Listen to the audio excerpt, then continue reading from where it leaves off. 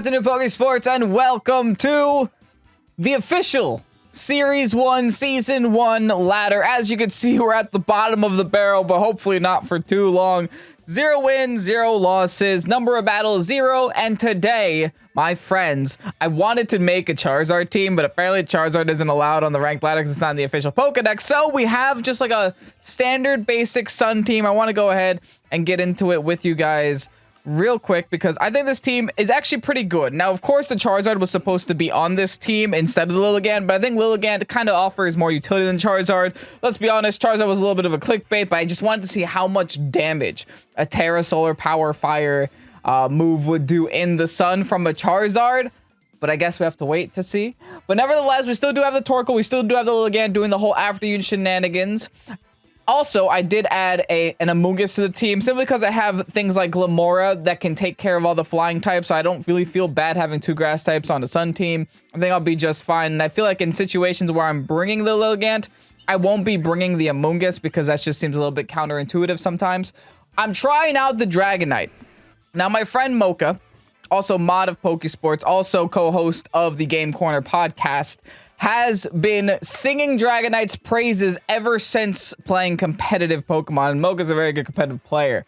Was in like the Victory Road World Championships for Team India, was also like top, I think, 14 or top 16 in Secaucus Regional. So he's been singing Dragonite's praises with, you know, Choice Band boosted, normal Tera type E-Speeds. I want to see what it can do. Now, unfortunately, we don't have Shen Pao in Series 1, so we're going to have a little bit of a damage reduction compared to what we're used to seeing from the Dragonite, but I still think it's going to be very good. It's going to perform very well. Also, like I said, I do also have the GLIMMORA here, which is a great Pokemon to have next to Dragonite, in my opinion, because Dragonite covers GLIMMORA's weaknesses very well, and GLIMMORA can take care of Dragonite's weaknesses very well. GLIMMORA is also kind of the only rock Pokemon in the current meta that isn't a T-Tar, and that isn't a Garganacl, I guess, that does special rock damage, right?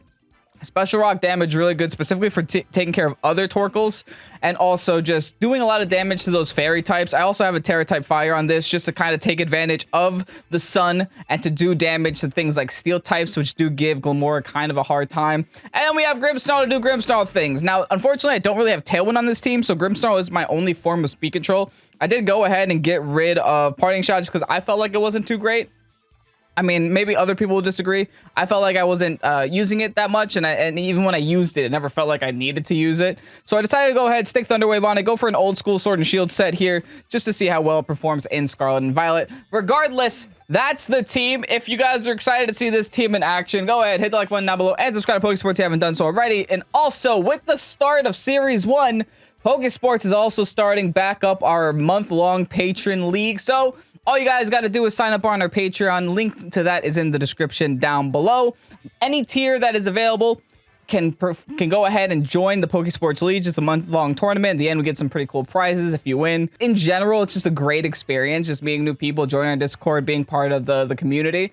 And we've got a lot of positive feedback on us. We did it every single month for a very long time in Sword and Shield. Now we're starting it back up in Scarlet and Violet. Regardless, let's get on to today's battles. All right, this is not a team that I expected to see right away, but I'm seeing a lot of ground weaknesses. Too bad I don't have any ground types. That's a little bit unfortunate, but I'm also seeing a lot of scary slow Pokemon and not Trick Room on their side of the field. At least none that I notice. It might not be a game for GLIMMORA, even though GLIMMORA does deal with their Skeledirge very well. It's pretty much the only Pokemon that GLIMMORA deals with. I think it's a pretty decent opportunity to just like light the world on fire. Right? If I just go Lilligant and if I just go Torkoal with the Dragonite in the back, I could be in a pretty decent position. And then the final Pokemon can either be Grimm or Amoonguss. I mean, looking at their team, I'm leaning towards a Grimm. Just setting up screens, but then I don't really do that much damage. What does my Amoonguss have? I think I have a Foul Play on this set. No, I have a Clear Smog, so then I really don't make good use of that with a bunch of Steel-type Pokemon on their team. So maybe I should just end up going GLIMMORA, but it just doesn't seem like it would be a great idea. Ah, screw it. Let's go GLIMMORA. Like, I think I still need the damage necessary to take out Skeledirge, and I don't have that damage anywhere else other than with this Glimmora, because I can't go for the E-Speed onto the Skeledirge, especially when I'm a normal type Dragonite, and then I won't be able to do anything with Lilligant to the Skeledirge. So I actually think I do need the Glimmora damage there. But it's time. It's time for the first ever Series 1 Battle Stadium video. Cole. Why do I feel like I faced Cole before? Or maybe everyone's just doing those couple trainer cards now. All right, Skeledirge and Clodsire are gonna be their lead of choice here. Yikes. Not gonna lie, I'm a little scared. I'm a little scared, but not too scared. I could try to put Skeledirge to sleep, or I could make some swaps here. I have a feeling like a ground move is coming into my Torkoal, and that's why I want to try to have some preventative measure there. I guess this will also be a pretty good opportunity to just kind of see if they fix the RNG problem. If I hit this Sleep Powder on as the first move of the first turn, and because Sleep Powder is below 91% accuracy, if I hit this Sleep Powder, it means they fixed the RNG problem. If I miss, then there's a chance that they didn't fix it, which would be making me very sad. I hit it. Oh, they did it. Okay, I'm glad that I tested it out. All right, that's good. That's really good. We got a Sleepy Skeledirge on their side of the field. Beautiful. Now let's see what the Clodsire decides to do. Yawn. More like yikes. All right. That's a little annoying. But I guess we're going to have to deal with it. Let's just go for the Clodsire there. Then I'll take this opportunity to switch into the Glimmora, because there's no way they're going to go for a ground move onto my Dragonite unless they're really predicting me to normal Terrastalize there, or they're predicting me to make that hard swap back into the Torkoal, which would kind of be a good play. So it really just depends on the skill level of my opponent here. All right, here's a Leaf Storm. It should do decent damage. That is not a lot of damage. That is a lot less than I thought it was going to do. I might have to sleep the Clodsire too. All right, good. The Skeledirge is still sleeping. They go for the spikes. It's going to make me not want to switch that much. I'll tell you that. Okay. Clodsire might have a ground move. I think I might have to Terrastalize Glimmora here just so I can take one hit. Oh, this is a rough call. I'm Terrastalizing so I could take the hit in case I don't hit the Sleep Powder. Then we just Power Gem the Skeledirge. Yeah, I think that's my best option. I don't want to die to one Earth Power or Earthquake, whatever Clodsire has. I know Clodsire at least has to have some move, right? It can't just have Toxic Spikes and Yawn. And that's it. But hopefully the Sleep Powder connects and I don't have to worry about it. Okay, it does. Cool. Problem solved. Everyone's going to bed. Everyone is asleep. There should be a lot of damage now onto the Skeledirge. Life Orb. Ooh, ooh. Glimmora. Yikes, Glimmora. That was a beautiful amount of damage. I'm not even gonna lie. That was an incredible amount of damage. Clodsire is still asleep. Good. What is that? Lefties? Fair enough. All right, what do you got left in the back? Show me. What else I got to deal with? The thing with Clodsire, and I feel like Clodsire has the same issue that Wobbuffet has in VGC. I know they have very different play styles and very different ways of working, but I feel like Clodsire, if you kind of just ignore it, it's not that serious. All right, Gargantical, you can't do anything if you're asleep. Should I start hitting the Clodsire? Or should I just try to get some... Here's the problem. No matter what I do here, it's not very effective. Oh, except for my Power Gem. So I guess I'm going for Power Gem on the Gargantical. Dude, we're not missing a single Sleep Powder today. Not a single one. We're hitting every single one of them. At least you could say the Kevin RNG factor was fixed. That's a fact. Getting that crit too. Dude. Garganacle's asleep. And Clodsire should still remain. No, it's asleep. It's awake. It woke up this turn. Going for the Yawn. Onto my Lilligant. Okay. I don't really care that much, Tom. That's fine. I could just switch out my Lilligant, go into anybody else. Could even go into D-Knight just so I don't take Toxic Toxic Spike damage. And let me just finish off this Garganacl while I have the opportunity to. Like I said, this Clodsire can remain on the field for literally the whole game. I will not be phased by it. Alright, D-Knight. Entering the fray. Here's a Power Gem. Dude, Glimora's going hard, man. Glimora's going so hard. Earthquake. Okay, there's that Earthquake. We knew it had to be on... we knew it had to have a ground move somewhere. We just didn't know where. It is going to do a lot of damage to Glimmora, though. Thankfully, Toxic Debris will also spread on their side of the field, so they're going to get Toxic when they swap in there. Which is a little bit of anti-synergy with my Lilligant. But honestly, I feel like if you lead with Lilligant and you don't lead with the Glimmora, then that anti-synergy is irrelevant. Alright, what's their final? It's their last. Reveroom. What type is this again? Poison Steel?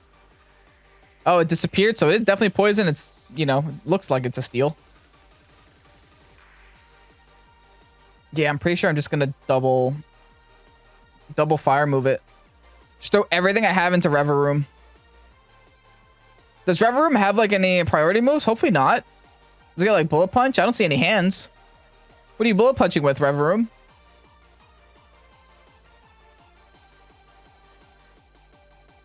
Alright, my opponent is clearly deciding what to do here. If they just protect Reveroom and EQ, then I might be in a worser spot, not an awful spot. I kind of am okay with that outcome. Because like I said, as long as the Clodsire doesn't do anything, I'm okay. Reveroom is terastallizing. Okay. What are you doing? Into what? Is that steel? Oh, fine. Okay. I was worried it was going to be water or something. Or flying to be immune to ground. No, it's just steel. You're still not going to appreciate that. You're still not going to appreciate that. Ha ha ha. Goodbye. Good lord, that was just one hit. One hit from Glimmora is all I needed there.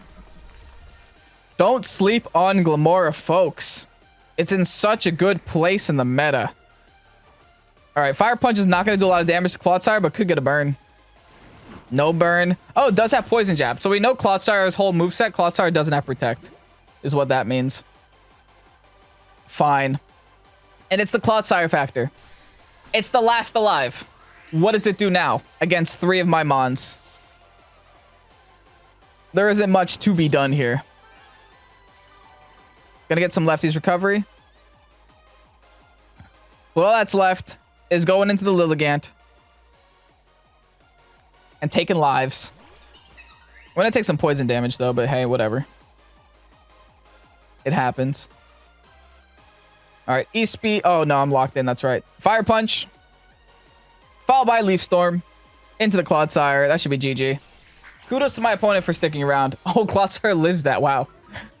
I didn't actually expect Clodsire to even live that. Hey, don't get me wrong. It's tanky. It's a very tanky Pokemon. But you just have to not hit it. And then this poor thing is just there by itself at the end of the game. GG's, Cole. Goldengo, Breloom, double water types with the Rotom Wash and the Azumarill. Also, Umbreon and Arcanine on the same team too. Yikes. This is a scary team. It's a little scary. It's not the end of the world though. Like, I think Torkoal plus Lilligant kind of takes care of the majority of this team, like real talk. So I can just go ahead and lead with my Sun lead. Do I do Glimmora? It's a scary thought, but I think it's not an awful Pokemon. Maybe just Glimmora and Dragonite in the back here. Go the same thing as game 1. It worked out for me game 1, and I think this team doesn't have too much tank. I'm saying that as I stare at an Umbreon and an Arcanine, but for the most part, it looks like it has a lot of physical and special threats. Doesn't seem like it's gonna sit here and stall out the whole game. So I feel like I can go more offensive here. I don't have to bring things like Grimmsnarl and things like Amoonguss to slow down the game. In fact, I think I want to speed up the game because the faster I make this game, the more damage I can deal to this side of the field. Now, unless the Goldengo is not Terra Steel type for some reason, then we should be fine, especially with the Torkoal and the Lilligant. If we can hit as many Sleep Powders as we did in the games prior, that'd be amazing. Oh, that's a good trainer card. I like that. All right, looks like a Moongus is... Not a Moongus. Rotom and a Azumarill is going to be their leader choice. Double water types against my... Not double water types. Got it. I could make a swap here. The thing is, if Rotom turns into an electric type, I could just Shablast him. Part of me just still wants to go for the Eruption, because part of me knows that that's still my highest damage output. I could also go for the Sleep Powder on one of these two Mons. The issue is, do I do it on the Azumarill, which could have Sap Sipper, or do I do it on the Rotom? I think I'm less afraid of Rotom. I'm going to do it on Azumarill. Even if it does have Sap Sipper, whatever. Okay, it crits me there with the... that's not good. It does have Sap Sipper, doesn't it? No, I just missed. Oh, that's not good. Hydro Pump. Dude, doubling my Torkoal turn 1.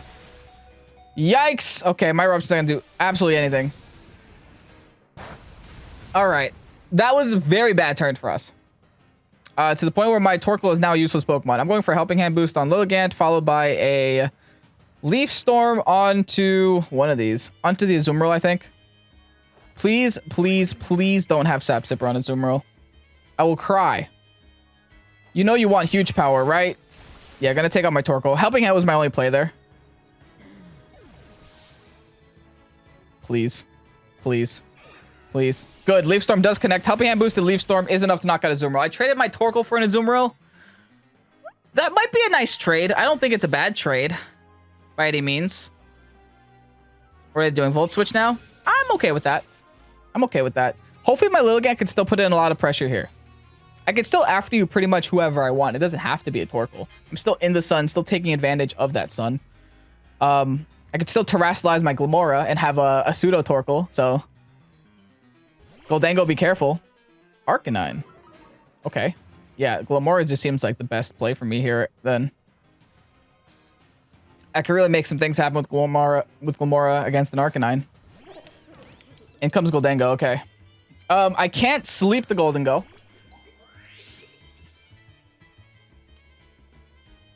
Arcanine is a little scary, not gonna lie, but I think what I'm gonna do is I'm gonna Tera Fire, Goldango, and then after you, my GLIMMORA. Now, if my opponent is a good opponent, they might expect the Tera Fire. But we'll see. Because Tera Fire is very common. And this is the thing with Terrasilizations. Once Terrasilizations become common, you have to change up. You have to change it up a little bit, just so your opponents don't start expecting them. Because if they expect things like this, they can protect with Goldango, they can do a lot of different things, they can like slow the pace of this game down. Thankfully, it doesn't look like they're doing that at all. After you, followed by the Tera boosted Tera Blast Fire move in the sun with the Life Orb by Goldango. I don't see this ever living. Get out of here. That's how you deal with Goldango. Problem solved. That's amazing. That's really good for us. Now, if we lose our Lilligant to the Arcanine, so be it. The Arcanine is going to take a lot of recoil damage here. So I think it's going to be worth it in the end. And now I can go into D-Knight and just start clicking E-Speed on things. Nice. They do take a lot of recoil damage there. All I have to do against this Arcanine now is click a power gem. Or I could even... Actually, am I worried about Arcanine at all? I might as well double the Rotom. Technically, Sludge Bomb is more damage here. So... Oh, no, it's not. Yes, it is. Right? Yeah, okay. So I'm going to go Sludge Bomb onto Rotom. And before Tera Steel type. And then I'm going to go for E-Speed onto Rotom as well. Just doubling the Rotom here. The Rotom is the only thing on their side of the field that can Terrasilize and still do damage. And every Rotom is Tera Electric for the most part. Because then you just lose all weaknesses, keep all prior stabs. And then you can just have double boosted electric damage. So you lose nothing and gain everything by being Tera Electric on a Rotom. Ghost! Oh.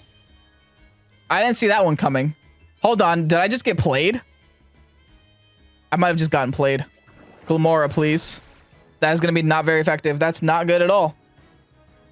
If they doubled my GLIMMORA, I'm in trouble. Oh, good. They attacked the Dragonite. 2-hit KO the Dragonite. Jeez. Don't burn me. Hydro Pump. I'm still in the sun. Yes, I live. Whew. Oh, what do I do now? This is not what I was expecting. Okay, GLIMMORA has to go for the power gem now. Oh no, they're ghosts, and I'm still in the sun. I have to Tera Blast them. I'm gonna make you regret terastallizing into ghost. Tera Blast and E-Speed. Oh, here's the issue though. If I don't knock out this Rotom, I lose. Because I have no way of hitting them with the E-Speed. Oh, it's so close. GLIMMORA outspeeds it though. Okay, all I have to do is knock out the Rotom this turn. Yes! Nice. That's honestly amazing for us. Oh, that was almost awful. That was almost very, very bad. No matter what happens here, the Arcanine can't win on its own, I don't think. They're Flare Blitzing something. It's going to be my D-Knight. D-Knight will go down. But Arcanine only has so much health left. And I have Power Gem. And I still have GLIMMORA on the field. Oh, they knocked themselves out. Even better. Even better. I don't even have to play that game. Oh, that was a battle. I'm only in beginner tier. People are pretty good down here. Jeez. Arc Tom. Bringing the most Tom team I can ever imagine to see. Hydreigon. Annihilate. Indeedee female Grimmsnarl. Okay, this is like a sleeper Trick Room team because Indeedee and Armor Rouge is a very good Trick Room combination. Plus the Azumarill. Why is everyone rocking Azumarill today? Okay. Looking at that team, I think I'm just going Lilligant and going Torkoal. The reason for that is actually because I know that Annihilate going for Final Gambit is one of the best ways to stop a Torkoal in its tracks, but a Lilligant can outspeed the Annihilate, even if it has a Scarf. And honestly, D-Knight and GLIMMORA looking pretty hot over here too. Hot off the presses. Yeah, I think I'm going the same 4. Hey, listen, that's the power 4. If those 4 do well, bring them. Don't hesitate. Just bring them. All right, this kind of depends on my opponent's lead though, because they do have a potential Trick Room lead with the Armor Rouge and the Indeedee, and they do also have another potential lead of like Hydreigon and Annihilate if they wanted to go down that route. It really just depends on what they're feeling today. Grimmsnarl and Hydreigon.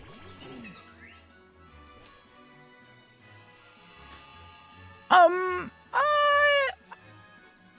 a little cautious because Grim could carry Fake Out. And if Grim's going to fake someone out, it's going to be the Lilligant. So part of me just wants to Erupt on my own. I'm a little bit hesitant, so I think I'll go for a Heat Wave just so I can do some damage just in case they do target down this Torkoal. But I'm pretty sure the Fake Out is going to go into the Lilligant spot for 2 reasons. They want to break the Sash, and they know it's coming. They know the After Use coming. They know the Eruption's coming. This lead is not a new lead. So you have to pay... Oh, okay. Or they Fake Out the Torkoal, and I'm sad. Oh, so that's a nothing turn. Okay, that's fine. They faked out Torkoal, but then didn't capitalize on it. That's perfectly fine. Fine. Here. After you. Actually, no. Sleep Powder. Sleep Powder you. And I'm just going to Heat Wave again. Put the Hydreigon to sleep. I think it's time for Hydreigon to go to bed. Hopefully not a Safety Goggles Hydreigon. I know that is somewhat common. Hopefully Hydreigon decides to Terastallize into Steel type. That'd be even funnier. I know that is Hydreigon's most common Terastallization is the Steel type. All right, looks like they're going to set up screens now. Fair. I do connect the Sleep Powder. Beautiful. Who needs a wide lens? Nice. Hydreigon's going to bed. Hopefully don't miss the Heat Wave. Could have actually Erupted here, but it's fine. I didn't know if I was going to hit the Sleep Powder. There was a lot of factors. I did double connect anyway. Great damage. I think I'm going to hard swap out. Take the opportunity to go into D-Knight here.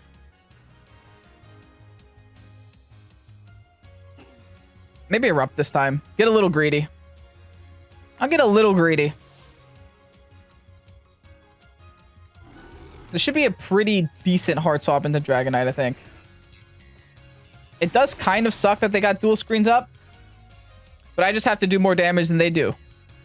You got turn 1 waked? Oh my goodness. Wait, I resist this though. Good. I was in the sun. I get burned, of course. Yeah, this ain't my game. The way that this is playing out, it's not my game. I don't want to terrestrialize the Dragonite now. Not that I have to, right? Yeah, I guess I just E-speed here. And click Heat Wave. I don't want to terrestrialize that burnt Dragonite. That Flamethrower was a little lucky. It was a good swap. I was hoping that they would sleep for more than just one turn, but it is what it is. You gotta play around the hacks sometimes. I was lucky enough to hit the sleep powder, so I guess I can't complain that much. Oh, they're terrestrializing now. Into what, though? You're gonna terrestrialize at half HP? Just kind of burn it like that? Into fire type. Oh, okay. Interesting. I guess just to take the eruption a little bit better. All right, E-speed's gonna knock out the Grimmy. I mean, just the fact that I can +2 outspeed most things is good news for us. Oh, they go for the Draco Meteor? Fine. You're at -2 now. Heart swap. Go for it. See, the thing is, like, I understand terrestrializing if you were gonna, you know, use a fire move, but they didn't use a fire move.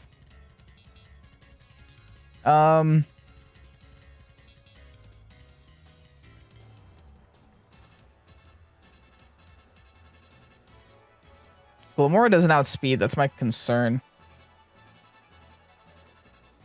But they're -2. So I'm going to go GLIMMORA anyway. I'm going to turn into a fire type. I'm going to have a makeshift Torkoal. What are you sending out? Perfect. Yeah, that doesn't scare me at all. They could have a steel move. That's the only reason why I'm terrestrializing here. And they're at -2 with the Hydreigon, so I'm ignoring that spot. I'm going to go right into the Armor Rouge.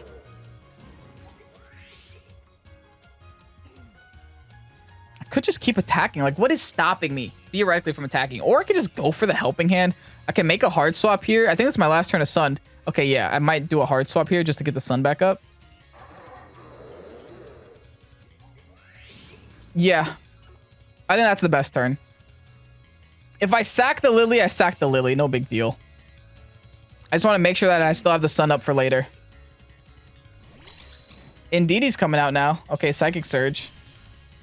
Are they setting up Trick Room now? That helps me. I have a Torkoal. Remember that. Keep that in mind, friend. I have a Torkoal. Alright, they're going to get the Psychic Boost. This is also I'm terrestrializing Fire. Just in case they go for the Expanding Force here, which I think they will, actually. I'll have a play against it. I won't be weak to it, thankfully. All right, let's get the GLIMMORA going. Come on, GLIMMORA. You impressed me earlier today. Can you impress me again when the odds are against you? I believe in you, GLIMMORA. You could do it. Come on, Power Gem. I'm not going to KO because of the... Unless I crit, maybe. Beautiful. Honestly amazing. I was just about to say I'm not going to KO because of the screens. But I KO'd because of the screens. It didn't even matter, though. Okay, here's the problem now. The problem is, this thing is now the fastest thing on the field. I can protect, because thankfully terrestrialization never runs out, so I don't feel like I'm wasting a turn. I'm going to protect, and I'm going to attempt to sleep the Hydreigon. If they redirect, they redirect. But I'm going to attempt to sleep the Hydreigon here. Fingers crossed. Follow me, fine. But I'm sleeping the Indeedee, hopefully.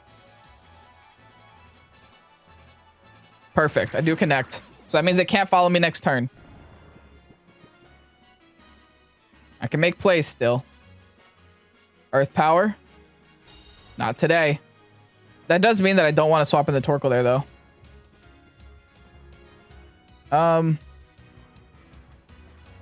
Or do I? And maybe I swap in Torkoal there, then double sleep. Yeah, that's my play. Battle was canceled. Yes. The writing was on the walls for my opponent. Unless they knew that they would outspeed, they weren't able to outspeed me. I don't know how they would know that, but maybe they didn't put a lot of EVs into the speed of that Hydreigon.